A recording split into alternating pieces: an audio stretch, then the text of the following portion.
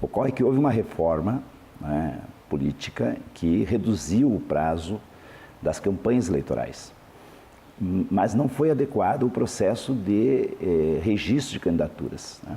Antes nós tínhamos 90 dias de campanha e o registro de candidatura deve ser encaminhado no momento do início da campanha. Este ano, como for reduzido o tempo, os prazos foram muito exíguos, né? Então essa é uma situação desta eleição. O próprio ministro Gilmar Mendes diz que vai propor uma alteração da legislação para que os registros sejam encaminhados já no início do ano da eleição. Então, nós mesmos sofremos com isso. Nós queríamos que essas decisões fossem anteriores, né? Porque nós, inclusive, concorremos com o registro indeferido pelo Tribunal Regional Eleitoral. Se tivesse havido a decisão do TSE, nós teríamos concorrido com o registro, porque assim aconteceu. A reforma eleitoral, que ela veio pela Lei 13.165, de novembro de 2015, não foi previsto esse encurtamento do tempo e as consequências por conta do encurtamento. Foi previsto que, de fato, qualquer modificação traz inovações, traz percalços, mas pensa-se que jamais imaginaram que os processos judiciais eleitorais não conseguiriam chegar ao fim do julgamento das questões principais, como o registro de candidatura e a questão envolvendo cassação de candidatos ou por compra de voto ou cassação de registro de candidatura por algum outro motivo, como abuso de poder econômico, etc., né? E até o próprio julgamento dos registros de candidatura. Então, isso automaticamente está trazendo, neste momento, pois estamos no dia 1º de novembro, e evidentemente que até a diplomação, que normalmente acontece do dia 15 de dezembro em diante, os candidatos, principalmente a prefeitos, precisam ter uma definição jurídica da sua condição de eleito, né? Bem como as prestações de contas, para dar, então, o aval para ser feita a diplomação, porque sem diplomação não pode tomar posse. O desgaste disso perante a população, o eleitorado, está evidente, está claro, e, inclusive, na comunidade jurídica, entre advogados, promotores eleitorais e os juízes eleitorais mesmos, que sentiram essa modificação de uma forma negativa. E a possibilidade de uma anulação de eleição por conta de um processo judicial eleitoral, ou por julgamento propriamente dito, como resultado, ou por falta de julgamento, é, sem dúvida alguma, um desgaste muito grande, tanto pelo seu valor econômico, quanto pelo seu significado eleitoral, cidadão, diante do quadro necessário de eleições. Significa o quê? A coisa não anda bem. Nós tivemos uma decisão do Tribunal Superior Eleitoral, que foi de 6-1, né, mostrando que a nossa candidatura, né, tem legalidade, que os votos são válidos, né, foi declarado pelo Tribunal Superior Eleitoral. Inclusive, ontem, né, o ministro Gilmar Mendes, presidente do Tribunal Superior Eleitoral, divulgou a lista dos municípios que estão indeferidos os candidatos. Não consta meu nome, mas mostra que estou, né, habilitado.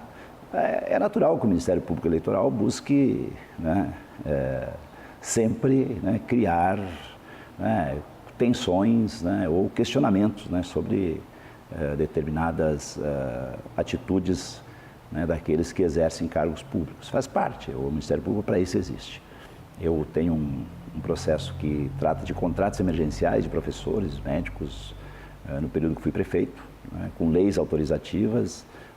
A jurisprudência do Tribunal Superior, do Superior Tribunal de Justiça, STJ, que mostra que isso não há nenhuma ilegalidade, né, já há decisão transitada em julgado sobre isso, mas o Ministério Público do Estado, né, estadual aqui, pretende ingressar com essa ação.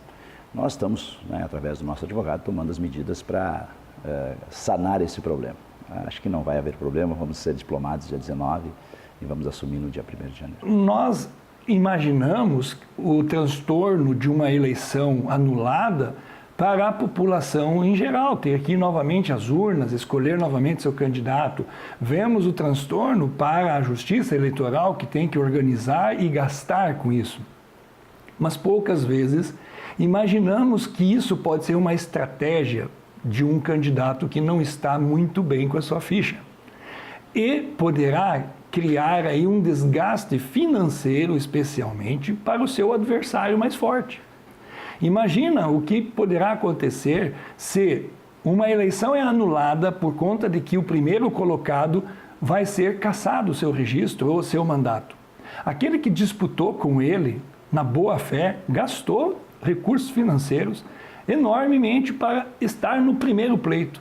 Aí pergunta-se, agora ele terá que ir a um segundo pleito por sua conta e custo, em detrimento de um erro e de uma estratégia jurídica errada do seu adversário, ou uma estratégia jurídica certa do seu adversário, que seria até exatamente isso, impedir que o seu maior adversário ganhe uma eleição. Acho que a realização de novas eleições, quando o candidato mais votado não pode ser empossado, né? No caso esses que estão pendentes, né? Porque não há nenhum que não possa assumir ainda, né? Todos estão ainda em fase de discussão, né, no Tribunal Superior Eleitoral.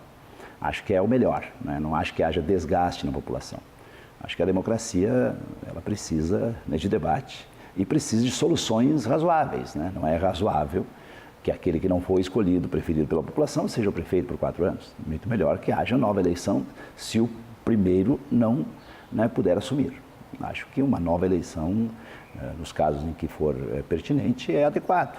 Eu, particularmente, defendo um sistema diferente. Acho que nós deveríamos ter voto em lista, né? Não como é hoje, né? Seria um sistema europeu, né? uma outra forma, né, de eleição.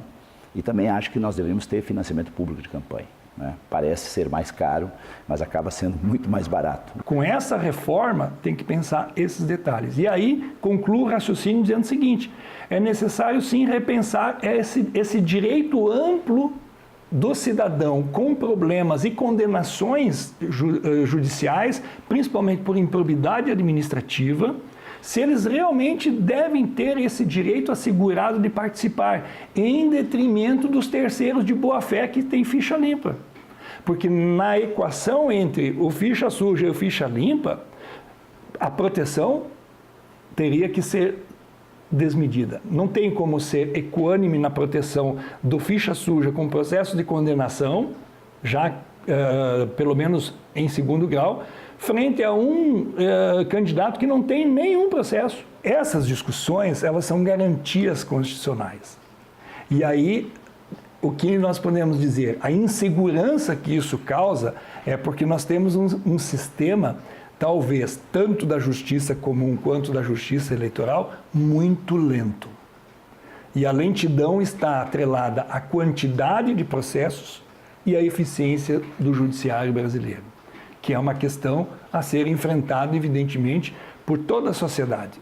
Tanto a sociedade comum, civil, organizada e o próprio sistema judiciário, que tem que fazer uma análise de como diminuir a quantidade de processos e aumentar a celeridade dos julgamentos. Porque se julgasse rápido os processos como um todo, nós teríamos as decisões sacramentadas e simplesmente se faria um checklist. Esse é o grande objetivo.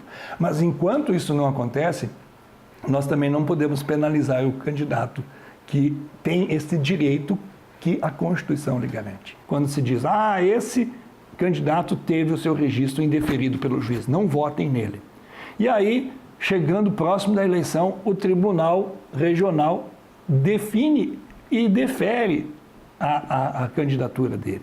Não dá mais tempo para ele fazer a campanha e dizer, eu reverti esse resultado, o que o juiz tinha julgado por indeferido, agora está deferido pelo TRE. Então é um prejuízo muito grande. Mas se fizer este processo com 20 dias antes, talvez, ou até um mês antes dos 45 dias de campanha, dando somente esse tempo anterior para os processos de registro, incluindo convenções partidárias e os registros de candidatura, eu acho que a população como um todo aprovou a diminuição do tempo.